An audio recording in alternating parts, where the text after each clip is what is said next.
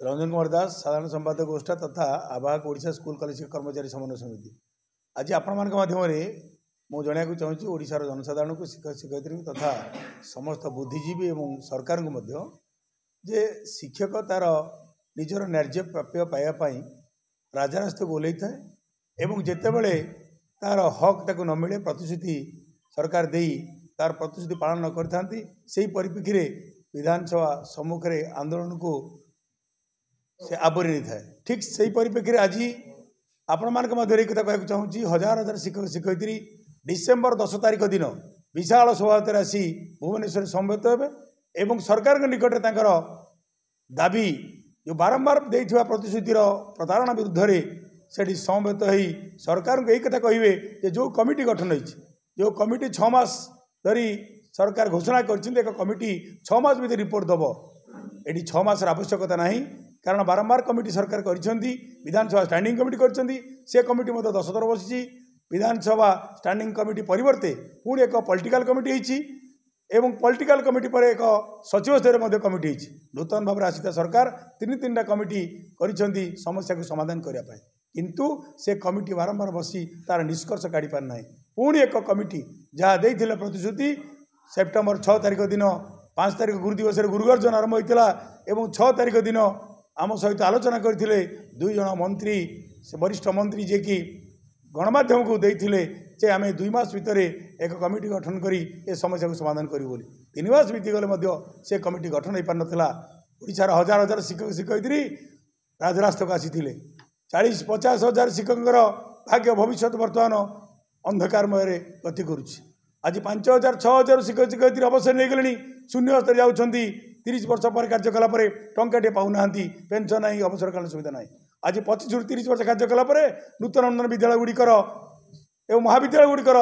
जो मैंने कार्य कर शिक्षक अध्यापक मैंने शून्य स्तर मृत्युवरण कर शून्य स्तर अवसर नहीं गले से विद्यालय महाविद्यालय को अनुदान प्रदान तो सहित जो मैंने अवसर नहीं गले शिक्षक शिक्षक नूतन नूतन विद्यालय गुड़िकर से कोर्टर राय को कोर्टर निर्देशन कार्यकारी करी 1981 पेंशन अनुसार पेंशन दवाई जो राय अच्छी ताकू तुरंत कार्यकारी करने आम दाबी रखीचु एवं जो कमिटी कर 6 मास 6 मास नुह 6 दिन मध्य से कमिटी की बसई से कमिटी रिपोर्ट नहीं विधानसभा घोषणा करूँ नचेत 10 तारिख ठारू हजार हजार शिक्षक शिक्षयित्री राजरास्ता समवेत हे एवं एथिरे मध्य सामिल हेबे प्राय 8टी संगठन संस्कृत माद्रासा एवं आपण मानकर कॉलेज कर्मचारी शिक्षक संघ तो सहित अनुदान अपेक्षार थिबा स्कूल कॉलेजर समस्त शिक्षक अध्यापक एवं जो माने मध्य अनुदान पाई नाहांती से विद्यालय अवसर नहीं गले अवसर नहीं शिक्षक शिक्षयित्री प्राय समस्त समवेत हे एवं हजार हजार शिक्षक शिक्षयित्री प्राय 20,000 ऊर्ध्व शिक्षक शिक्षयित्री भुवनेश्वर गांधी मार्ग 10 तारिख दिन समवेत हो एथिपाई जहाँ अप्रीतिकर परिस्थिति सरकार से दायी रे यही कथा आपण माध्यम जनवाक चाहूँगी। मुख्यमंत्री एक शिक्षक परिवार निश्चित भाव में जड़े बुद्धिजीवी जड़े समभावपन्न एवं संवेदनशील व्यक्ति हिसाब से एवं लोकों सरकार रे वर्तमान से मुख्यमंत्री लोकों काम करुँच लोकों काम करुँच आज जो प्रतिश्रुति देते सरकार निर्वाचन को पूर्वर एवं विरोधी दल नेता थिला बेले कही जे आम सरकार को आसिले शिक्षक मानकर जो जो समस्या अच्छी से अनुदान हो से पेंशन हो से ग्रेड पर असंगति हो कि चुक्तिभित्तिक शिक्षक मान 6टी नेशनल इंक्रीमेंट कथा हो अवसर बयस 60-62 वर्ष हो सबु विद्यालय महाविद्यालय को सरकारीकरण कथा हो बाटी निजुक्तिर व्यवस्था हो ए समस्त कथा करने जो प्रतिश्रुति देते आज पर्यंत कार्यकारी हो पारा ना 1 वर्ष 6 मास ऊर्ध्व सरकार बीतीगलानी यही परिप्रेक्षी में पुणी एक कमिटी गठन कर कमिटी ना आउ किसी दिन टाड़ी देवाई ये हूँ सरकार एक मसुदा कहले अत्युक्ति हम ना तेणु आम यही कथा कहना चाहूँ आपण माध्यम माननीय मुख्यमंत्री सहोदर सहित विचार करूँ एवं यथाशीघ्र से कमिटी की बसाई एक समस्या समाधान करूँ नचेत गांधी मार्ग 10 तारिख दिन गुरुमय हो कथा मध्य कही रखा चाहूँ। 10 तारिख दिन भुवनेश्वर गांधी मार्ग पुणी ओडिशा स्कूल कॉलेज कर्मचारी समन्वय समिति एक विशाल शिक्षक समावेश करने को जाऊँगी। एटी मुझे कहवाक चाहे एठी केवल शिक्षक तार अधिकार पे दाबी करूना एठी आपण मान जरिया यही कथा कहवाक चाहूँ 30 रु 35 वर्ष तले ग्रामांचलर कृषिजीवी श्रमजीवी मेहनती मनीषटी बेठी खटी चांदा आदाय करी ता पोखरीर माछ गाँर नड़िया बिकिकी जो विद्यालय रूपक मंदिर तैयारी थला से मंदिर किभली भाव में रसातलगामी होउची से कथा मु आपन कहबाक चाहूँगी से विद्यालय आमे मनकु मनकु कहूनु राज्य सरकार आमर दाबी मानि नियो राज्य सरकार जो मानदंड स्थिर करथिले अनुमति आउ स्वीकृति से समस्त मानदंड को पार करी 4000 विद्यालय 4000 ऊर्ध्व विद्यालय आज दाबी करुची 30 वर्ष ऊर्ध्व धरी कार्य करिथिबा 4000 ऊर्ध्व विद्यालय कार्य करिथिबा अवसर नैथिबा 6000 अवसर प्राप्त शिक्षकों को पेंशन दियो तांको वार्धक्य जीवन को सुनिश्चित कर अवसरकालीन सुविधा सुजोग दियो मान्यवर हाईकोर्ट जो कथा कही अवसरकालीन सुविधा सुजोग देवा पई ताकू राज्य सरकार तुरंत मानि नियो कोर्ट को मानंतु एवं से विद्यालय रे कार्य करुवा शिक्षक कर्मचारी मानकु चाकरी शर्तावली दिया जाऊ ये है गोटे कथा द्वितीय कथा है से 4000 विद्यालय 194 विद्यालय सी 30 वर्ष ऊर्ध्व धरी खोली से शिक्षक मैंने काम कर गोटे भी टंका अनुदान पाऊना बिना वेतन रे से माने शिक्षादान करुँच केतक रिटायर्ड हो गले आउ केतक शिक्षक शिक्षयित्री वर्ष 2 वर्ष 3 वर्ष भितर अवसर नहीं जिवे तांको अनुदान दियो एवं से विद्यालय से नूतन अनुदान प्राप्त विद्यालय रे शिक्षक नियुक्ति करंतु छात्र को छात्रर पाठ पढ़ा को सुनिश्चित करने पाई ताकू शिक्षक दियंतु